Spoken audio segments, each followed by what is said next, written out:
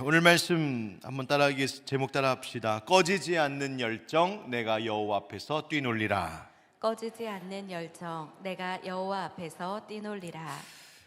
우리가 새해 들어서 주일 예배에서 거룩한 열정에 대한 말씀을 나누고 있는데, 앞으로 금요 기도의 시간에는 그런 열정을 가졌던 성경의 인물들을 조금 다양하게 함께 살펴보는 시간을 좀 가지려고 합니다. 그래서 주일에 다 하지 못한 이야기들을 조금 이어서 이렇게 속편처럼 한다 생각하시고 금요기도의 말씀을 또 들어주시면 좋겠습니다. 지난 주일에는 우리가 예배 열정에 대해서 함께 말씀을 나눴습니다. 거룩한 열정 가운데 우리가 예배 열정을 회복하면 좋겠다. 예배 열정하면 가장 먼저 떠오르는 인물이 바로 오늘 본문의 주인공인 이 다윗이 아닐까 생각합니다. 그래서 오늘 하나님의 마음에 합한 예배자였던 다윗의 그 예배 열정을 함께 생각해 보려고 합니다. 여러분, 오늘 이 자리에 어떤 마음을 품고 나오셨습니까? 또 주일에 여러분들이 예배에 이렇게 나오실 때에 어떤 마음으로 나오십니까? 늘 하던 기도회니까, 또 예배이니까 을에 참석해야지 하는 익숙함에 젖어서 우리가 나오는 것은 아닌가 한번 생각해 봅니다. 오늘날 교회의 예배를 들여다보면 참으로 좀 세련되어진 예전과는 많이 다른 예배의 모습들을 교회들 가운데에서 보게 됩니다. 여러 모양으로 그 예배가 더 풍성하고 더 보기에 참 좋은 그런 예배를 준비하려고 애를 씁니다. 하나님께 정성을 더한 예배, 또 깊이 있는 예배를 위한 노력은 정말 귀한 것이라고 할 수 있죠. 그런데 점점 세련되어져 가는 그 예배 가운데 우리가 빠지지 말아야 할 것이 하나 있다면, 그것은 예배자가 가져야 할 어떤 면의 야성과 같은 것입니다. 제가 예배에 대한 관심을 갖고 더 깊이 공부하려고 했을 때 제게 꽤 많은 영향을 주었던 아주 작은 책 하나가 있는데, 바로 깊은 통찰로 아주 뛰어난 영성가인 마르바던이라고 하는 신학자가 쓴 고귀한 시간 낭비 예배라고 하는 제목의 작은 책입니다. 예배를 그는 뭐라고 말하냐면 고귀한 시간 낭비다, 그렇게 이야기합니다. 너무 빨리 보여주셨어요. 현대 사회에는 생산성과 효율성을 강조합니다. 이만큼 투자하면, 이만큼 투입하면 얼만큼 얻어내는가, 그것을 계산합니다. 그러나 우리가 드리는 예배란 어떤 것일까? 아무런 대가나 보상을 바라지 않고 하나님 한 분만을 오직 기쁘시게 하기 위해 우리의 모든 시간과 물질과 에너지를 쏟는 것이 예배입니다. 그래서 현대사회의 가치관으로 바라보면 시간 낭비, 에너지 낭비처럼 보일 수 있는 것이 예배입니다. 세상 사람들이 우리가 이 저녁에 와서 여기서 이렇게 불 환하게 켜놓고 이 귀한 불타는 금요일, 이 불금 이 밤에 여기에 와가지고 앉아서 2시간 노래하고 이야기 듣고 부르짖고 하는 것을 보면, 아니 저거 뭐 하는 거야? 라고 물을 수 있습니다. 아니 이러고 있을 시간 있으면 어디 가서 좀 더 일하고 돈을 좀 벌던가, 아니면 가서 일찍 빨리 잠자고 충전을 좀 하든가, 아니면 가족들과 즐거운 저녁 시간을 보내던가, 이도저도 아니면 가서 책 한 장이라도 더 읽고 공부를 좀 하든가, 뭐 좀 그래야지 시간을 잘 쓰는 것 아니냐, 이거 뭐 하는 거냐, 세상의 가치관으로 보면 그런 이야기를 들을 수 있습니다. 그런데 이 책을 쓴 마르바던은 이 책에서 이렇게 말합니다. 이제 보여줄 때가 됐습니다.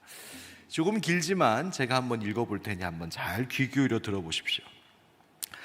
세상의 눈으로 보면 하나님을 예배하는 것은 시간 낭비입니다. 이것은 분명 고귀한 시간 낭비이지만 로얄이라고 했어요. 로얄. 그럼에도 불구하고 틀림없는 시간 낭비입니다. 예배는 시간 낭비하는 겁니다. 사회적 관점에서 보면 예배에 참석해서 얻는 유익은 전혀 없습니다.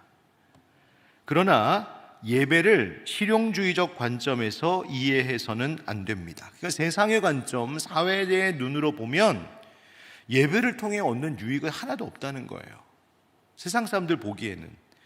그런데 예배를 그런 실용주의적 관점으로 보면 안 된다. 예배의 목적은 하나님께 점수를 따거나 우리가 성공한 교회임을 과시하는 데 있지 않습니다. 우리가 예배하는 단 한 가지 이유는 하나님께서 예배를 받으시기에 합당하기 때문입니다. 예배는 시간 낭비입니다. 그러나 참으로 고귀한 시간 낭비입니다. 예배는 우리를 그 가운데 우주의 왕이신 하나님의 고귀한 광휘에 빠져들게 하기 때문입니다. 광휘에 잠겨, 찬란하게 빛나는 것을 말하죠.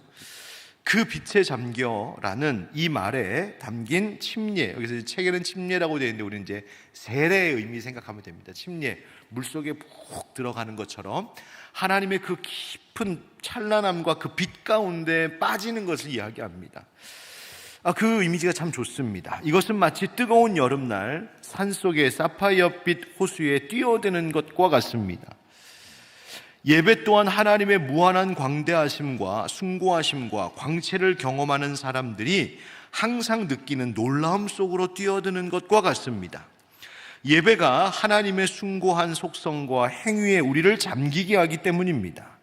예배가 모든 종류의 소리, 새로운 음악과 옛 음악, 신실한 찬양의 셈, 능력 있는 말씀 선포, 그것이 확장되며 하나님의 위엄을 전하는 강으로 채워져야 하는 이유가 바로 여기에 있습니다. 이런 말을 합니다. 그냥 요약하여 말하자면 여러분들 한번 상상해보세요. 여기도 표현되었지만 뜨거운 여름에 더워서 죽을 것 같이 더운 뜨거운 여름에 파란 잔잔한 호수, 시원한 잔잔한 호수에 막 달려가서 그냥 풍덩 뛰어들었을 때 그 시원함, 그 상쾌함, 바로 그 환희, 마치 그것과 같이 나를 완전히 내던지는 일이 바로 예배다라고 말하는 겁니다. 여러분, 이 책이 나온 지 20년이 더 됐습니다. 그런데 이 책이 말하는 이 예배, 이 책이 말해주고 있는 그 예배에 대하여 이 예배의 이 광휘, 이 예배의 감격, 저는 이런 모습, 이런 예배에 대한 동경이 저에게는 아직도 있습니다.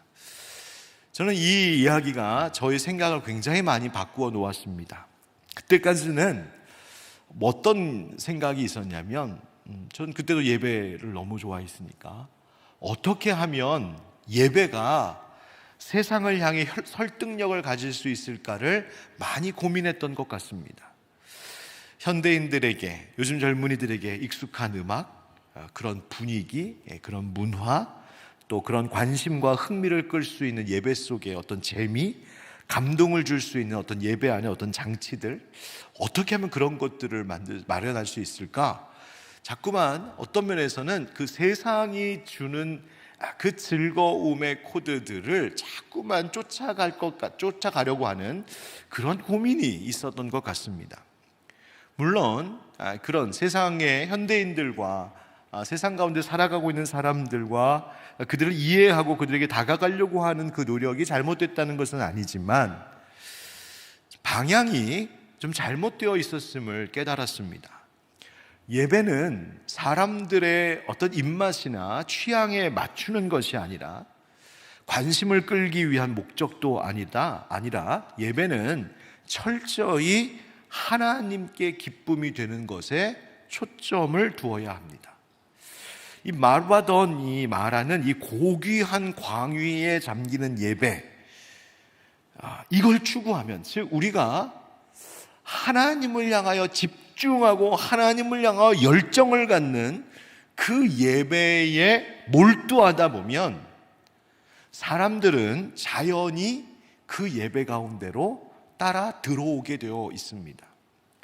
사람들은 어느 곳에서도 경험할 수 없는 세상 어디에서도 각자 자기의 삶의 어떠한 자리에서도 맛볼 수 없는 그 숭고함과 놀라움을 예배 가운데서 경험할 때에 바로 이 예배에 그들도 자신을 던지기 시작합니다.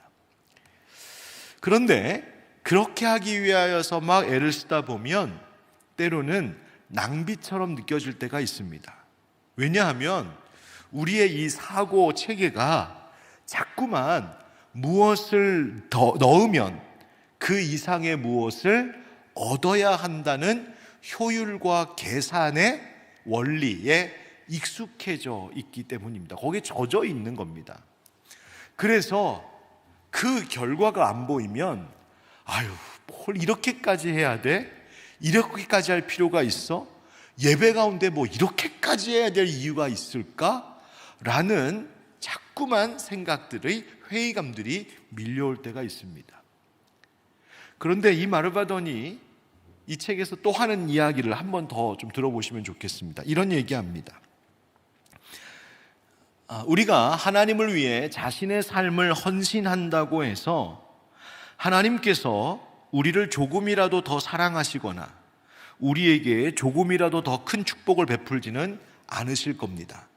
여러분, 이 말이 조금 충격적이지 않으세요? 저는 이 말을 처음 읽었을 때 하고 깜짝 놀랐어요. 내가 하나님을 향하여서 헌신한다고 해서 하나님께 예배를 열심히 드린다고 해서 하나님이 우리를 더 사랑하시거나 우리에게 더 큰 축복을 베풀지 않으신다는 거예요. 왜?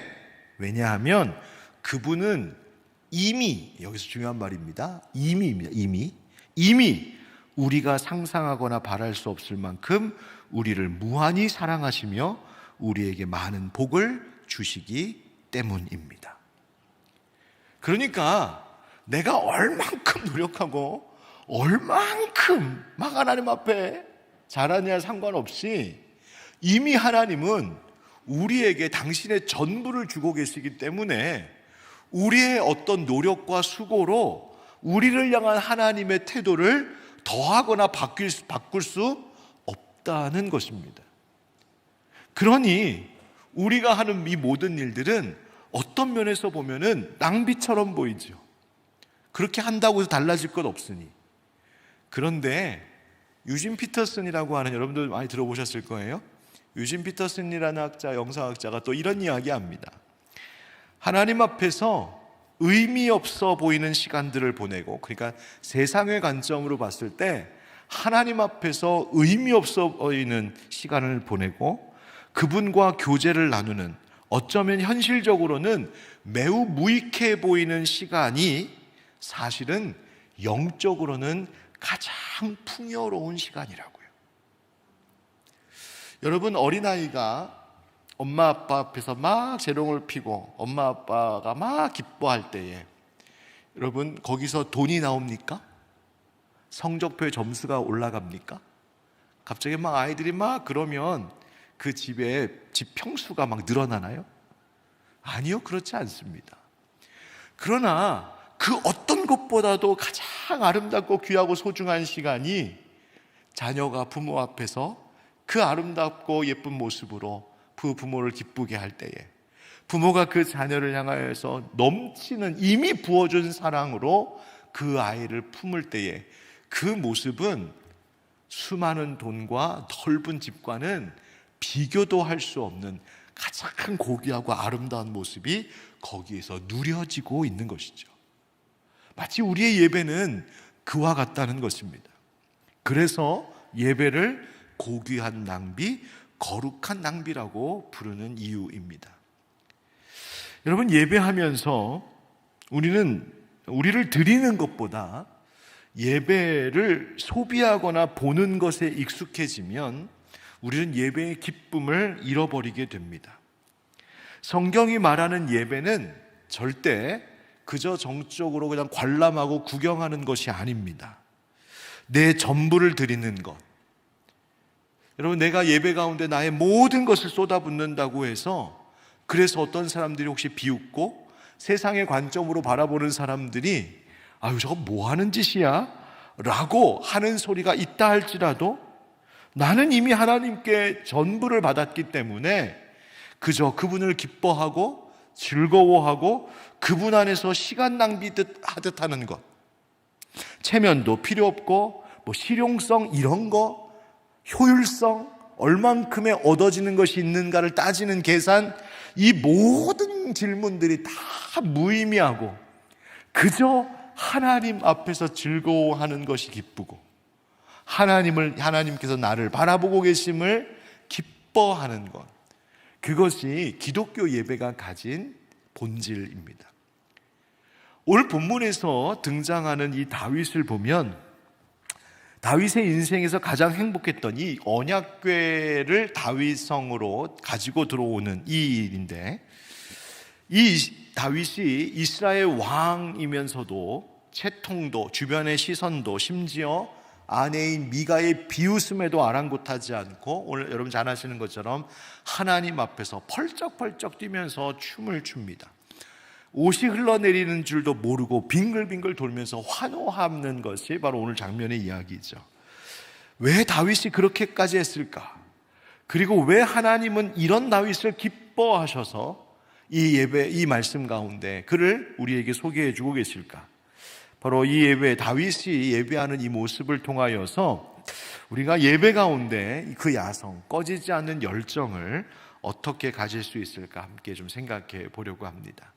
한번 첫 번째 따라 합시다. 순종이라는 예물을 준비합시다. 순종이라는 예물을 준비합시다.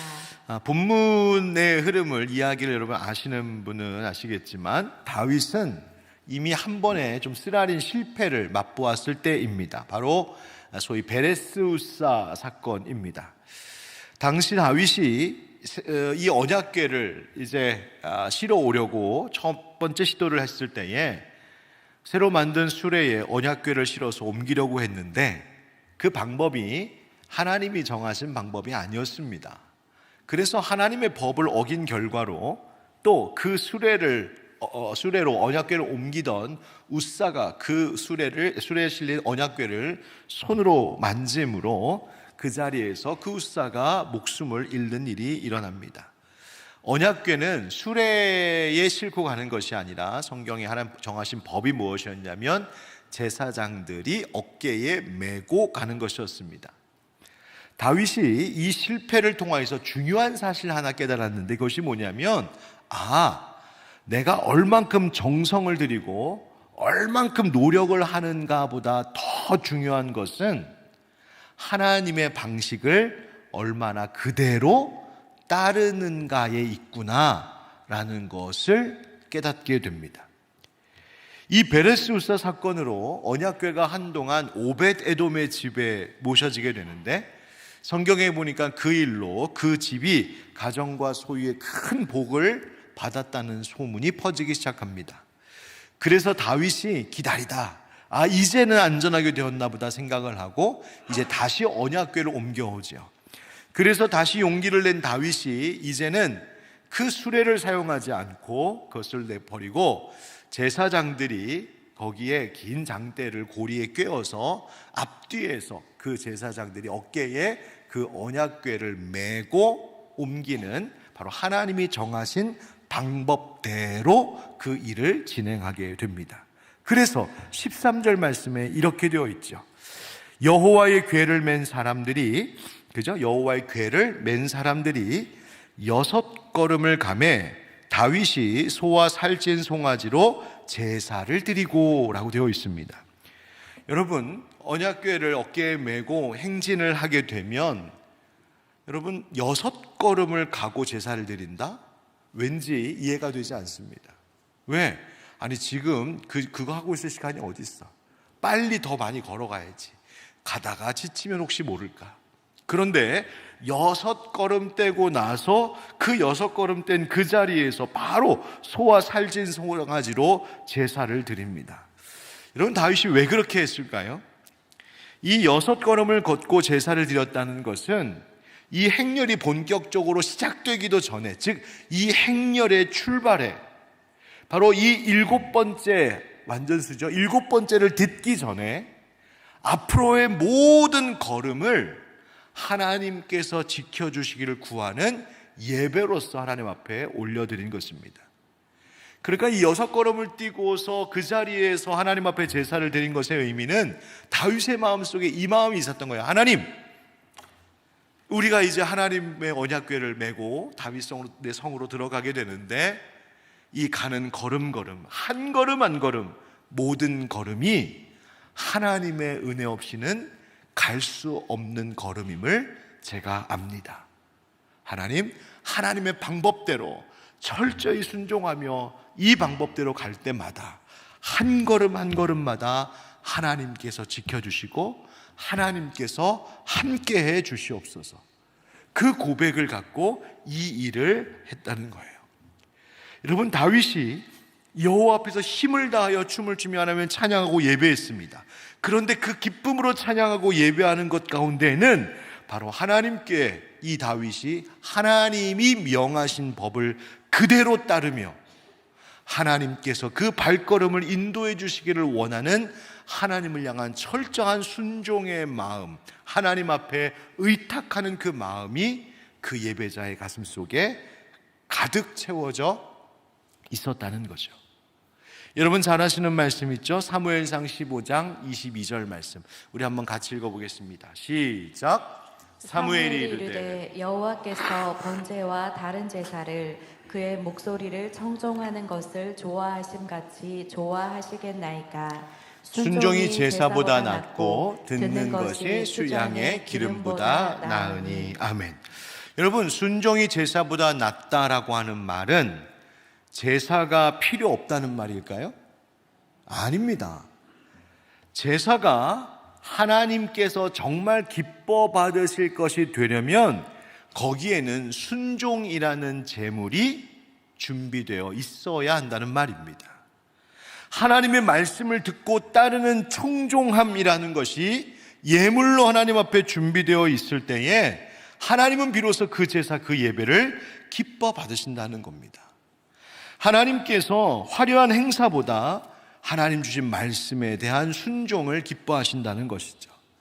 여러분, 다윗의 이 예배하는 열정은 그저 내 마음대로 열심히 잘해봐야지, 그저 인간적인 노력과 인간적인 열심을 가지고 한 것이 아닙니다.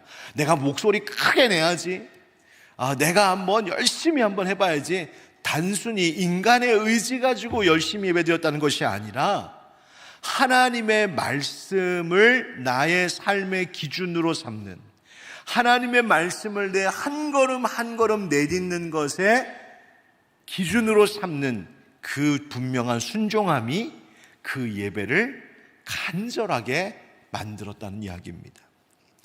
여러분, 그 위대한 설교가 찰스 스펄전, 그 스펄전이 설교를 위하여서 강단으로 올라갈 때에 그 계단을 밟으며 올라갈 때마다 입술로 늘 나지막하게 이렇게 읊조리며 항상 올라갔답니다. 한 걸음 내딜 때마다 성령님 의지합니다, 성령님 믿습니다, 성령님 의지합니다, 성령님 믿습니다. 그 짧은 몇 걸음 되지 않는 거리를 걸어갈 때에도 하나님 도움 없이는 한마디의 말씀도 선포할 수 없다는 그 절박한 순종의 마음, 하나님 앞에 자신을 맡기는 그 마음으로 강단에 설 때에 그의 설교가 수많은 영혼들을 깨우는 불꽃 같은 설교가 되었었습니다. 여러분, 다윗이 6걸음을 가서 드린 제사, 바로 그런 마음이었던 겁니다. 주님 없이는 한 걸음 뗄 수 없습니다. 그 간절함이 바로 예배가 하나님 받으실 만한 예배가 되게 했던 것이죠.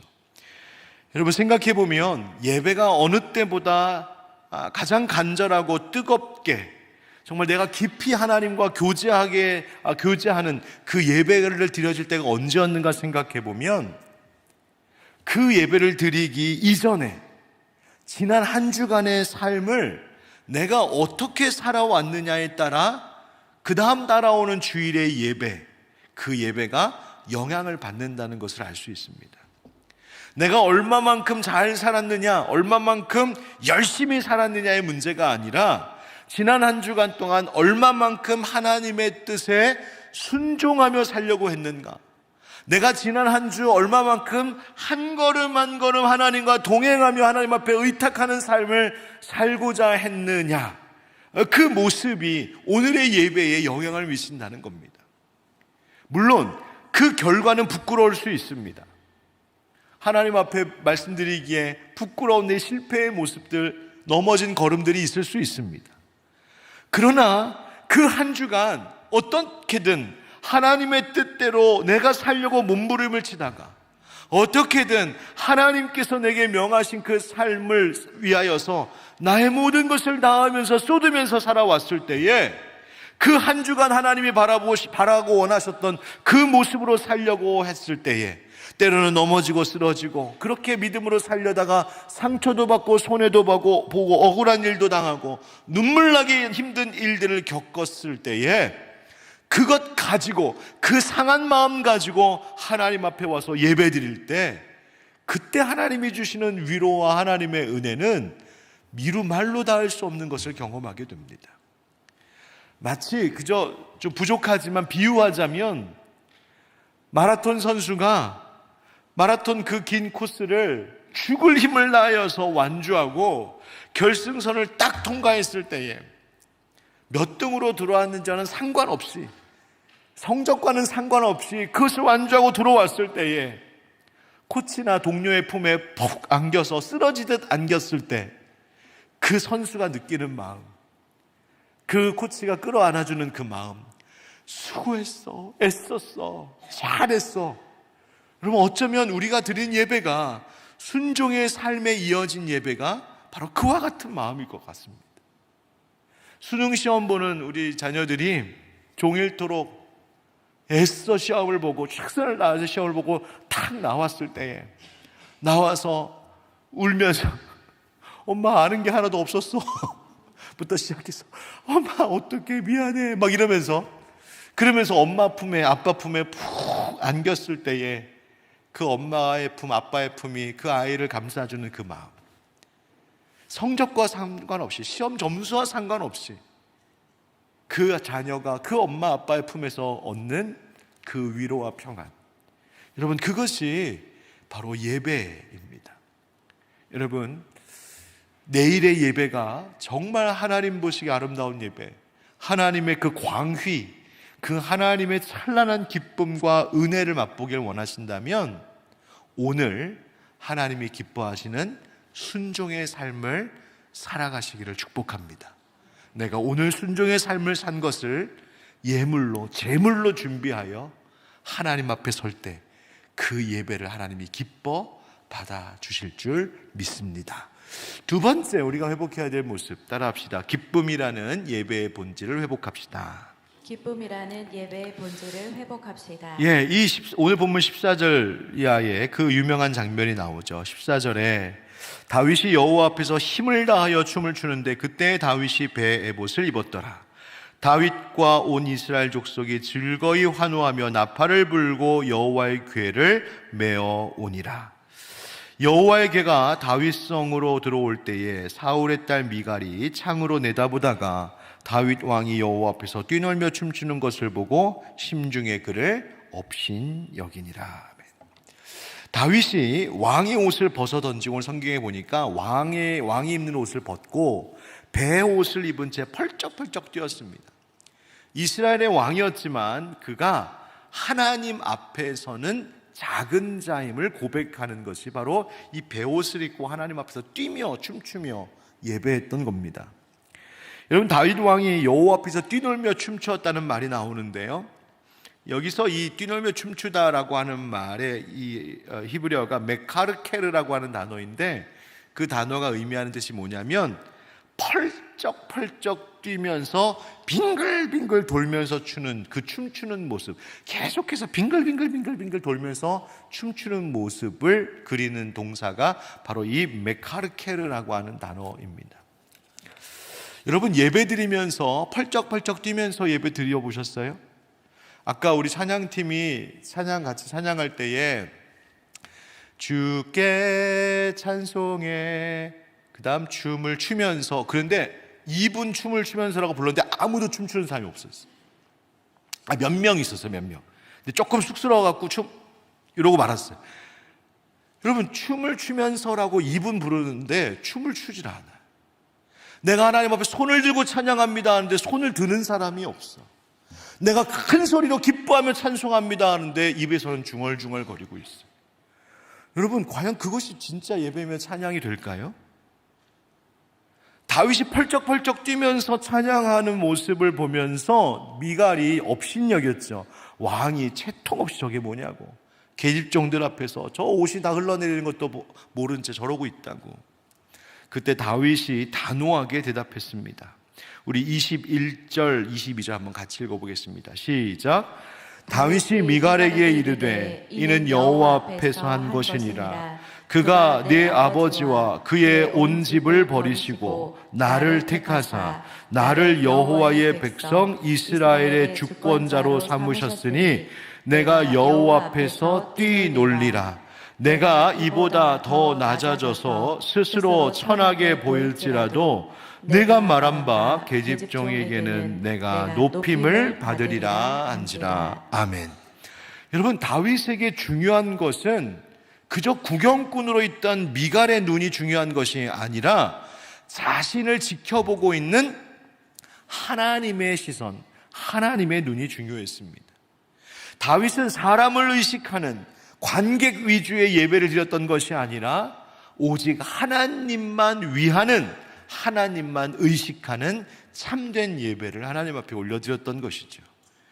여러분, 성경은 우리가 하나님 섬기는 것, 하나님께 예배하는 것, 이 모든 것이 무엇보다도 기쁨이어야 한다고 말하고 있습니다. 여러분, 예배드림이 정말 기쁨이어야 한다고. 여러분, 예배가 기쁘고 즐거우십니까? 기쁨으로 예배 정말 하십니까? 하나님께서는 억지로 드리는 예배, 마음은 없고 그저 형식과 겉모습만 있는 예배, 몸만 와서 때우는 예배, 하나님 원하지 않으신다는 말입니다.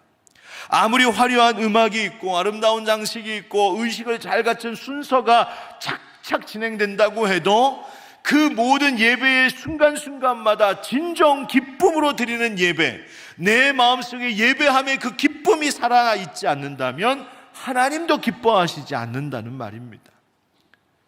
여러분, 다윗은 무엇을 기뻐했던 것일까요? 그렇다면 여러분, 여호와의 이 언약궤, 법궤라고 하는 것, 이스라엘의 값비싼 보물을 되찾아와서 그래서 기뻐했던 것일까? 아닙니다.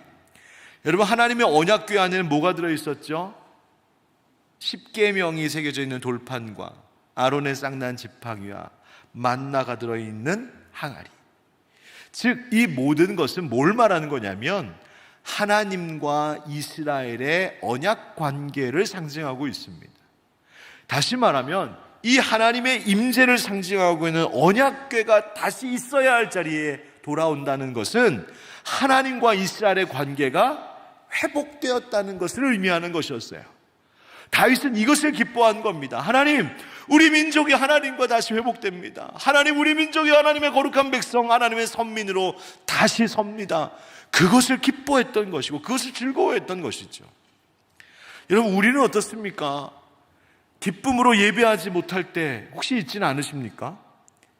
예배, 늘 반복되는 예배 속에서 어떠한 감흥도 감사도 없이 그저 돌처럼 굳어진 냉랭한 마음으로 혹시 예배를 드리시지는 않으신지요? 의무감 때문에 그냥 늘 그렇게 해왔으니까 습관적으로 드리는 예배, 생명이 없는 예배, 그런 우리의 예배는 아닙니까? 하나님에 대한 기쁨, 하나님에 대한 감사함보다는 계속해서 내 현실 문제, 내 슬픔과 우울과 상처라는 어떤 그런 감정의 문제에 계속 사로잡혀 있는 채 예배 한두 시간을 그렇게 보내고 가진 않으시나요? 현실에 대한 불안, 염려, 걱정, 혹은 내 마음의 어떤 미움, 갈등, 이런 것에 사로잡힌 채 하나님께 기쁨으로 예배하는 그 모습은 없는 우리 자신이 만약 있다면 여러분, 그렇게 예배하고 있는 나를 안타까워해야 합니다. 회개해야 됩니다. 하나님, 내가 정말 하나님 앞에 기쁨으로 예배할 수 있게 해주십시오. 내가 하나님 앞에 찬양할 때 그저 형식적으로 찬양하는 것 아니라 내가 정말 기쁨으로 다윗처럼 찬양하며 춤추며 예배하게 해주십시오. 아유, 언젠간 그렇게 되겠지. 여러분, 그럴 일이 아닙니다. 아유, 남들도 안 그러는데 나는 무슨, 그럴 일이 아니라고요. 내가 아무도 예배하지 않고 나랑 가장 가까운, 다윗에게 가장 가까운 아내인 미갈이 업신여기는 것처럼 나랑 가장 가까운 누군가도 이해하지 못한다 할지라도 나는 이곳에서 하나님 앞에 펄쩍펄쩍 뛰면서 기뻐할 수밖에 없는, 나는 이곳에서 하나님 앞에 뱅글뱅글 돌면서 춤을 추면서 찬양하지 않을 수 없는 그 기쁨이 우리 가운데 있을 때에 하나님이 그 예배 또한 기뻐 받으시는 겁니다. 여러분, 왜 우리는 예배의 기쁨을 잃어버리게 될까요? 몇 가지로 생각해 봤어요. 먼저는 우리가 기쁨을 잃어버린 이유, 예배의 중심이 하나님이 아닌 나로 바뀌어 있을 때 우리는 그 기쁨을 잃어버립니다. 무슨 말이냐 하면, 오늘 예배가 나에게 은혜가 안 돼. 여전히 나. 내 컨디션이 좀 별로야. 역시 나. 요즘 내 마음이 영 아니어서 나.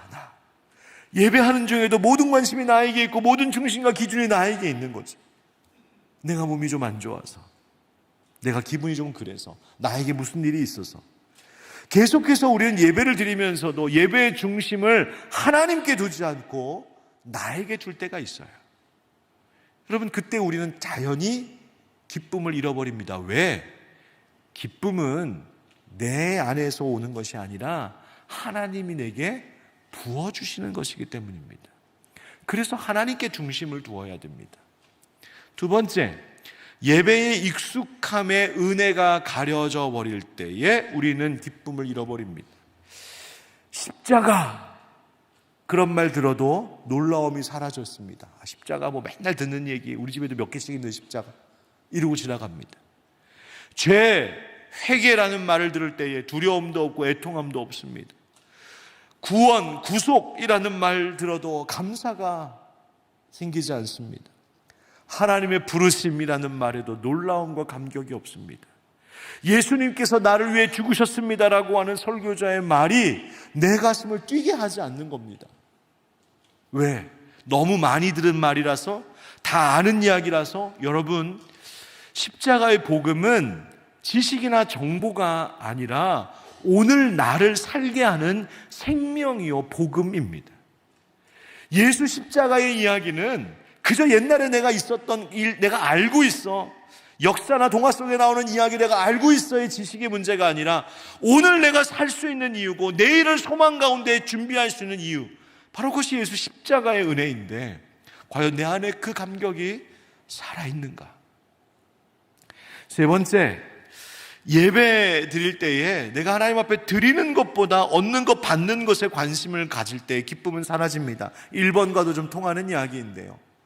여러분, 예배 그러면 은혜 받는 시간, 내가 좀 힐링하는 시간, 혹은 내가 충전하는 시간.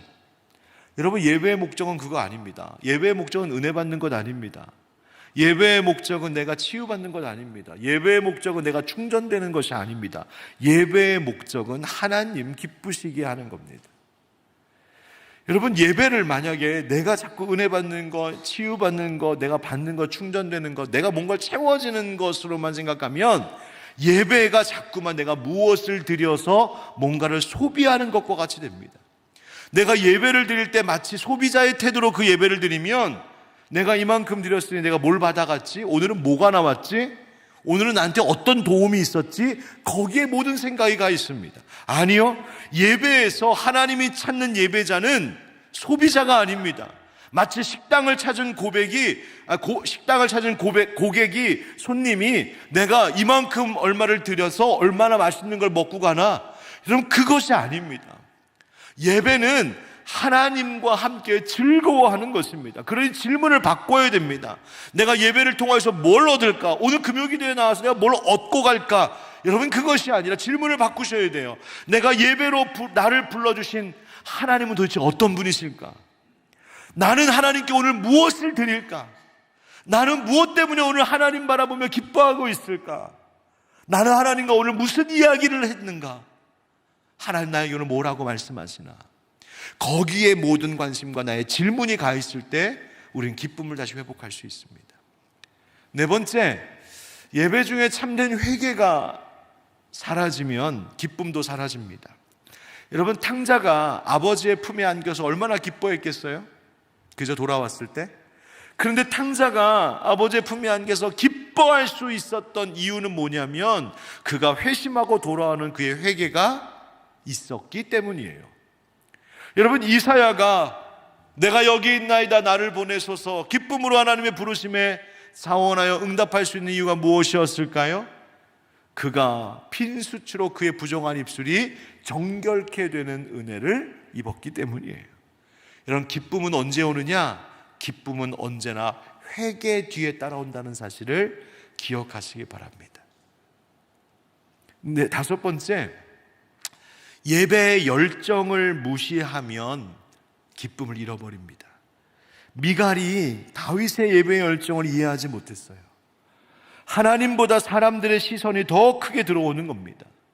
하나님 예배하는 자, 여러분 하나님 앞에 기뻐 뛰며 예배하는 자 비난하지 마십시오. 손가락질하지 마십시오. 하나님께 나의 전부를 들여 헌신하는 자에 대해서 내 판단으로 업신여기지 마십시오. 아이 뭘 저렇게까지 해? 뭘 저렇게까지 오버해? 뭐 자기만 예배하나? 자기만 예수 믿나? 나는 할 줄 몰라서 안 하나? 아이 사람이 어느 정도껏 해야지. 여러분 그것이 얼마나 하나님 앞에 무서운 죄를 짓고 있는 말인지 여러분 잊지 마셔야 됩니다. 열심히 봉사하는 사람을 보고서 아유 자기만 봉사할 줄 아나? 뭘 저렇게까지 봉사해?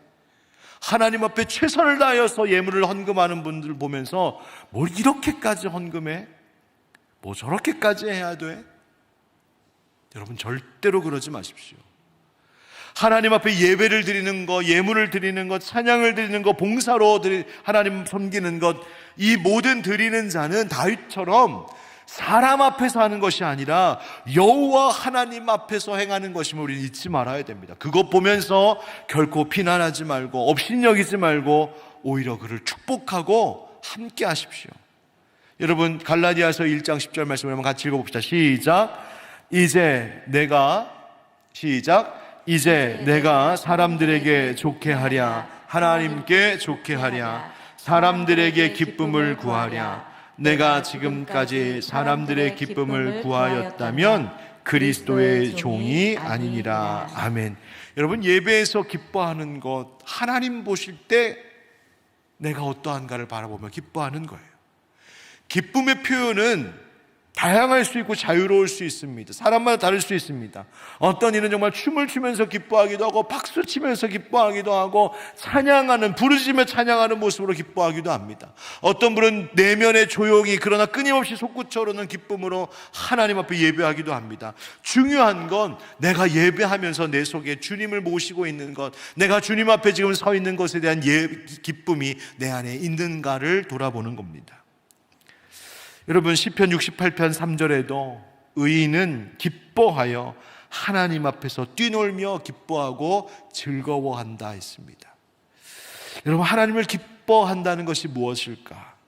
하나님을 정말 기뻐한다는 것을 다른 말로 하자면 하나님께 나의 힘을 다하는 것입니다. 14절 말씀에 다윗이 여호와 앞에서 무엇을 다하여 춤을 추는데? 힘을 다하여 춤을 추는데, 여러분 우리가 세상의 일도 힘을 다하는 최선을 다할 때에 기쁨이 있습니다. 어떤 일이 일어납니다. 대충 할 수 있는 것이 없죠. 하물며 하나님 섬기는 일, 주님께서 맡기는 일 우리가 어떻게 대충 할 수 있을까요? 이런 이야기가 있습니다. 초대교회에 유명한 설교자이자 교부였던 크리소스톰이라고 하는 감독이 있었습니다. 황금의 입이라고 하는 별명을 가졌던, 그렇게 말씀을 잘 전했던 분입니다. 그런데 이 크리소스톰이 어느 한 시골 교회에 갔는데 그 시골 교회에 예배를 인도하는 분이 없어서 고민을 하다가 어떻게 해야 되나, 그래서 그나마 그중 제일 나은 한 사람을 뽑아서 그 예배의 인도자로 세웠답니다. 근데 그 사람은 누구였냐면 배운 것이 하나도 없는 농부였대요. 그를 일단 세운 겁니다. 사람이 없으니까 어떻게든 예배 인도할 사람을 세운 거죠. 그런데 시간이 얼마 흐른 뒤에 이 크리소스톰이 다시 그 교회를 방문해서 예배에 참석을 했는데 그 세워졌던 그 농부가 예배를 인도하고 또 말씀을 전하는데 얼마나 힘껏 하는지, 얼마나 열심히 하는지 막 감동을 받은 거예요. 그래서 예배가 다 끝난 후에 물었답니다. 아니 어떻게 당신은 그렇게 힘을 다하여 예배를 인도할 수 있습니까? 라고 물었대요. 그랬더니 이 질문에 농부가 눈을 동그랗게 뜨고는 너무 깜짝 놀라서 이렇게 대답하더랍니다. 아니, 그러면 힘을 다하지 않고도 예배를 드릴 수 있단 말입니까? 힘을 다하지 않고 드리는 예배라는 게 있다는 말입니까? 자기는 몰라서. 자기는 예배란 나의 모든 힘을 다하여서 드리는 것만이 그게 예배인 줄 알고 전 지금까지 그냥 그렇게 했습니다. 그렇게 고백했다는 이야기가 있어요.